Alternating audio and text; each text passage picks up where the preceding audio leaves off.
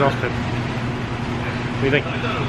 It's good, huh? Once we're done, we'll go ahead and blue this. I polished it, put a taper on there. We'll blue the end. It'll give it that really distinctive titanium look. It should look really trick, especially against the blue paint. So now we have another valve cover. Just picked it up from AB. Want to say thank you again, AB, for getting this done quick. Remember, the one that's on the car has a broken lip. Right around here, the gasket peels off and leaks oil.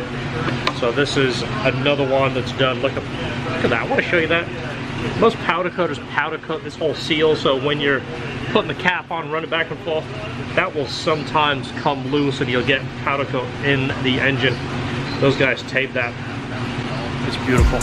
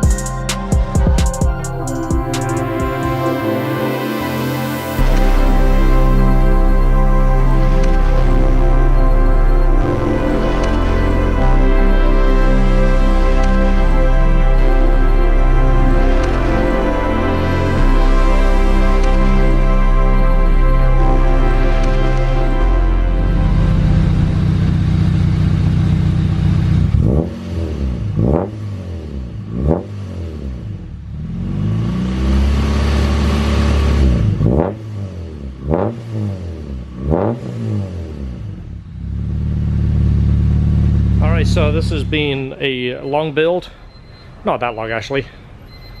We're going into our second week, so that's actually pretty good for the amount of work we have done. So this is our first start move under its own steam. We just did brakes, our brake package, stainless lines, cross-rolled rotors, slotted rotors, lines, pads. Are you ready? Yep.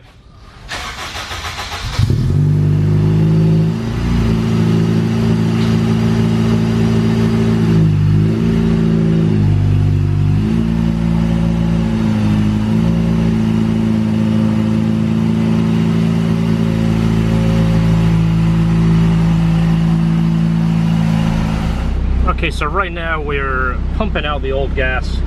When I changed the fuel pump, I noticed it smelled really bad. I checked with the customer and he informed us, yes, the gas is a few months old.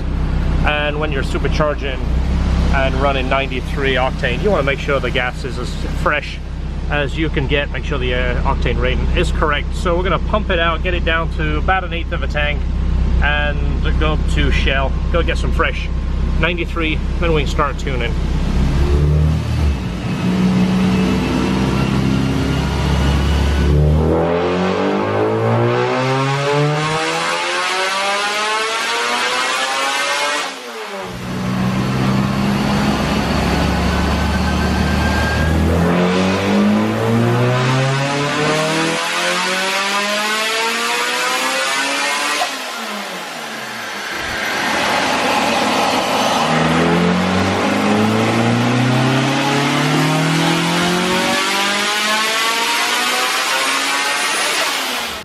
So it went from 150 to 410. We didn't get a torque reference on the other motor, but you can see the difference right here.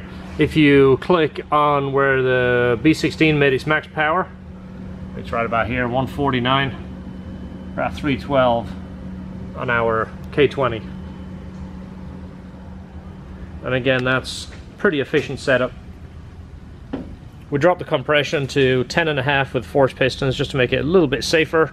We have the Skunk 2 intake manifold, we have the Skunk 2 header, we have a Cook's high flow 200 cell cat, and as you saw, the titanium exhaust we built. So now it has a great linear torque curve. It'll be usable. There's no massive surges of power, and look how clean it is. As a glance, it kind of looks stuck. You can tell your friends it's just a all motor car, because the supercharger tucks neatly down there. And again, with our intake right here, we've got plenty of fresh air. We're not going to have any heating problems. Fresh air for the blower, fresh air for the motor. We've got plenty of airflow here for the radiator. We have the big spall fan on there. So this should be very efficient. Should be an extremely fun car to drive. So we've got to go over everything, double check the brakes, brake in the brakes. The clutch is broken, the engine's broken, the supercharger's broken. Everything is happy. It's on conventional oil right now, so probably what I'm going to do is recommend the customer leave that oil in until it's 100% broken in, maybe another 500 miles, and at that point we can change it to Mobil 1. Okay, so somebody asked if we could do a comparison against the white turbo car that we did. I don't know if you remember, I'll put a link here, but the one that we built and it went to Curacao, it was a turbo K20, and they asked if we could do a comparison at a similar boost against that car and this car, just so we could see the difference. So I'm going to pull up both graphs here and overlay it just so you can see side by side. Before I look at it here, I want to say one of the reasons I like the supercharger is it's a more linear power band. It doesn't make as much down low, but it's got that Honda feel where the more you rev it, the more power you get. Very, very predictable. There's no sudden surges of power. But on the other hand, one of the reasons I like a turbo is it builds more power down low. You can get power to spool faster because it's not based, it's not linked to the engine with a belt. It's exhaust driven, so more exhaust energy will spool the turbo faster. So let's go ahead and pull it up so we can see and do a good comparison. Okay, so I couldn't bring up the torque graph because we were having interference problems on the white Civic, so of course all it would do is bounce around and show you inaccurate numbers. But of course the horsepower is a little higher. We're at 425 on the turbo car and 410 on the supercharged car. The red, of course, is the turbo. You can see how much more power it's building, but it kind of comes up with a bit of a surge. Of course, it's still linear. Again, this is done with speed, because if I did RPM, it's all bouncy and we lose tag signal. So of course this one did rev out a little further. We lost signal here where this started to plateau a little bit. As you see, it's 15 horsepower more. But so you can see with a properly sized turbo how much more efficient it is down here. Of course, the boost is probably higher in this spot on the turbo car because we're using more exhaust energy, where this is connected to a belt, so it can only produce so much boost at a certain RPM. If we change the pulley, of course, we could actually make more power down here and it would make more up here. But it's interesting, they're pretty close horsepower wise. One is supercharged, one is turbo. Of course, turbo doesn't have really anything holding it back. It doesn't use any energy to make energy, where the supercharger, it's using the belt to make power. So it's actually taking power to make power. So based on that, losing only 15 horsepower really shows you how efficient that supercharger really is. So it's all ready to go. It's got the new brakes. We did the nice bright powder coated calipers. Okay, so I didn't get a chance to show it in the video, but the original brakes, we had a problem. We bled the brakes and it always had a spongy pedal, and we changed everything, double checked everything, put a new master cylinder on it and a new booster, and it got better. But what we noticed was the calipers would flex a lot. So when you apply the brakes, the caliper would actually take up some of that room and make the pedal spongy. Well, the calipers were worn out, the pins are worn out, and Type R brakes are hard to get a hold of. In fact, the back ones are discontinued. So long story, we bought new front calipers, had them powder coated red. The back calipers are from a Civic Si. What you do is you just flip the side, the bleeder goes down, which means you got to flip them to bleed them. But they're the Type R size caliper and they fit directly and they are the right size. Just the bleeder's pointing down, so keep that in mind. If you're going to put them on, bleed them the correct way up, and then you can switch them. But now the brakes are absolutely perfect, hence why they're red. So hopefully that answers that story. All around, new calipers, new master, new booster, new braided stainless lines.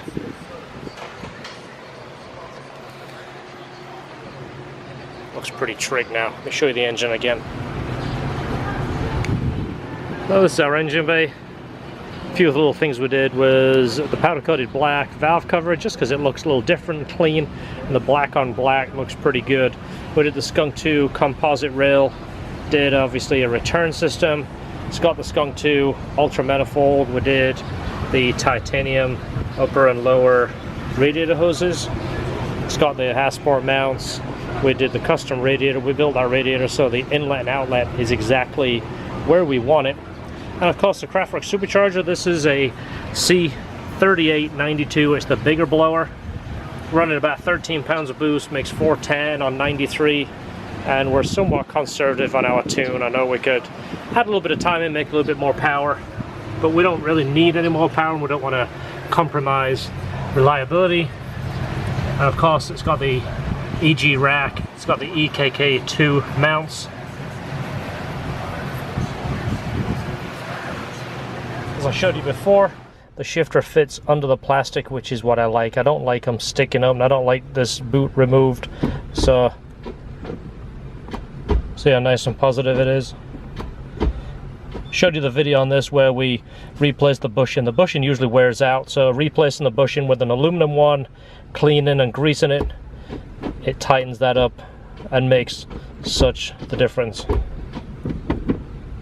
So really liking the titanium exhaust. This we showed you has the double mufflers. It has an inline resonator and then double mufflers at the back. It's kind of like a twin loop design. See the two mufflers right there, and then we did the titanium tip with a little bit of the burn look. This will turn like a gold color once it gets some miles on it, but I'm liking that. I think I'm going to use that design for our Integra, the double muffler like that.